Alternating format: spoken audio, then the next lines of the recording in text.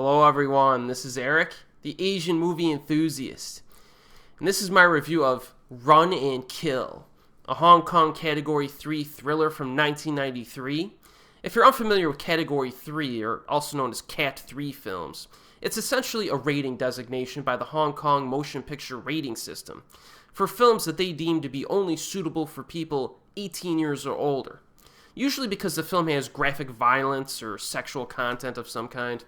However, when movie fans talk about Cat 3 films on the internet, you might gather the impression that it was an actual subgenre of the Hong Kong film industry that existed from the late 80s and early 90s.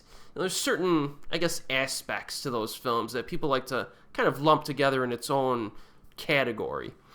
Run and Kill is an excellent example of this kind of film.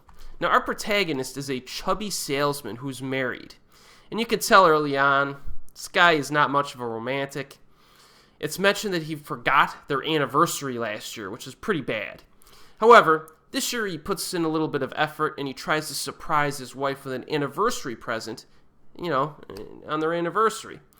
But he catches her cheating on him with another guy in their own home. So he goes to a bar and just gets pissed drunk. He befriends a young woman who kind of introduces him to a hitman. And he basically agrees in his drunken stupor, inadvertently agrees to have this guy murder his wife.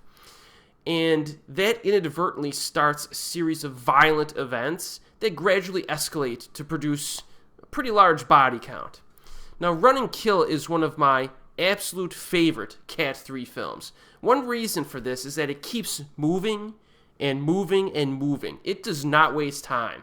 The runtime is about 89 minutes long, and it's a really relentless film that is a true crowd pleaser for fans of violent thrillers. While the violence is plentiful from start to finish, it's not really as graphic overall as some of the more extreme Cat 3 films out there. But, let me tell you, it certainly has one of the most shocking death scenes I've ever seen in a movie. It's just awesome. It's awesome. It really is. And yeah, this movie has some balls.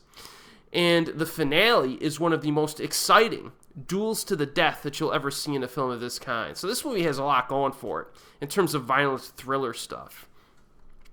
Another big treat to enjoy is our good friend Simon Yam, who gives one of his best performances as one of the most sadistic badasses in the history of Cat 3 cinema. His character is a highly trained war vet who breaks out machetes, flammable liquids, and even AK-47s to wipe out victims of all ages and sizes. He doesn't even show up until the 30-minute mark when things are already getting out of control, but he totally steals the show as a sociopathic maniac killer. He's good in this. When I think of Simon Yam, this is actually one of the first performances that comes to mind in my head, and I'm a big fan of this guy. But is there anything about Run and Kill that I did not like? There are a few minor gripes. A few scenes early on are actually a bit clunky and goofy, but that fades away very quickly because things get very dark and disturbing afterward. I'm telling you this because if you're scratching your head and rolling your eyes during the first 5 minutes, what is this, a comedy?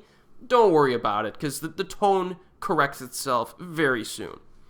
Another problem that I have is that I'm always a little bit confused regarding the interrelations between these bad guys. I'm still a bit hazy regarding Simon Yam's specific relationship to the other guys that our protagonist hires and gets involved with. It's generally understandable with what happens because stuff goes bad and people get pissed at each other and start killing each other.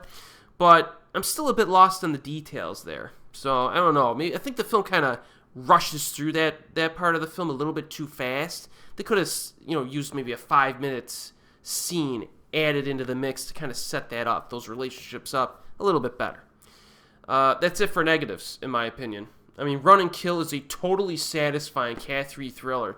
It's top-notch entertainment, and I think that this is an underrated and underappreciated film of this genre. It is moderately available on DVD, but it's getting more expensive. If you like this kind of movie, check it out, though, if you get a chance. And as always, I'll see you next time.